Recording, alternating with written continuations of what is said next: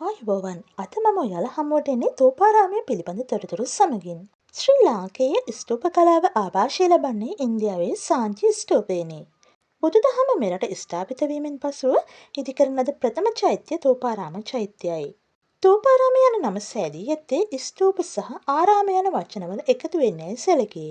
රුවන්වැලි සෑයට උතුරු දිසාවෙන් බසවක් කොළඹ වැවට ආසන්නව පිහිටා ඇති තෝපාරාම ස්තූපයේ විස්කම්භය අඩි 59ක් වන අතර උස අඩි 63කි. මෙම ස්තූපය පිහිටි පොළවේ සිට අඩි 11යි අඟල් 2ක් උසට තනන ලද වෘත්තාකාර වේදිකාවක් මත පිහිටා ඇත. අභයවැවේ මැටි භාවිත කරමින් නිමවා ඇති තෝපාරාම චෛත්‍ය ගර්භයේ අප ලෞතුරා ගෞතම බුදුරජාණන් වහන්සේගේ දකුණු අකුධාතුන් වහන්සේ නිදන් කොට තිබේ. තෝපාරාම දාගැබ දේවානම් පෙතිස්ස රජු විසින් කරවන ලදී.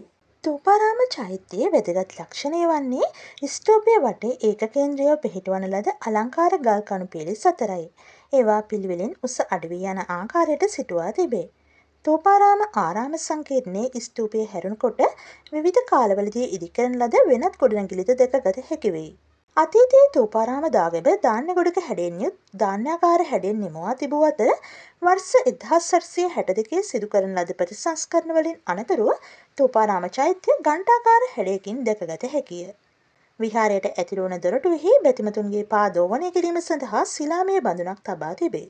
ලජ්ජිතිස්ස, ගෝඨාභය, ධාතුසේන, දෙවන අග්බෝ, දෙවන කාශ්‍යප ආදී රජවරු තෝපාරාම දාගැබ ප්‍රතිසංස්කරණය කරවන ලදී. ඓතිහාසිකව සහ පුරාවිද්‍යාත්මකව සනාථ කළ හැකි මහින්දාගමනයෙන් පසු ඉදිකරන ලද පැරණිතම දාගැබ වන්නේ තෝපාරාම චෛත්‍යයයි.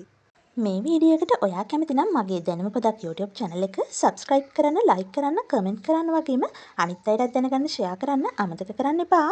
මගේ වීඩියෝ නැරඹුව ඔයාලට බොහොම ස්තුතියි. නැවතත් දැනුම පිරුණු අලුත්ම වීඩියෝවක් සමගින් ඔබ හමුවන බලාපොරොත්තු වෙමින් අදට සමුගන්නවා.